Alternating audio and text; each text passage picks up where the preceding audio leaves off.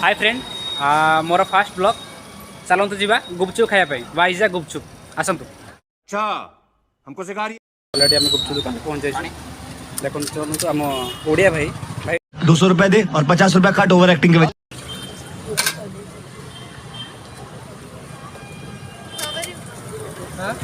Already आम गुपचुप दुकान पहुँची गलुनु बहुत कस्टमर भी अच्छा ये आम सांग भाई गुपचुप केमती लगुच कह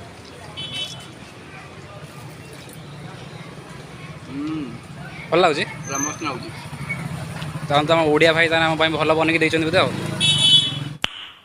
नाइस भाभी को गुपचुप भल होता चलतु भाई भाई घर कौटी आते वर्ष कम कल 2 मास है चलचु भल ना जहाँ गुपचुप भल होता टेस्ट थैंक यू।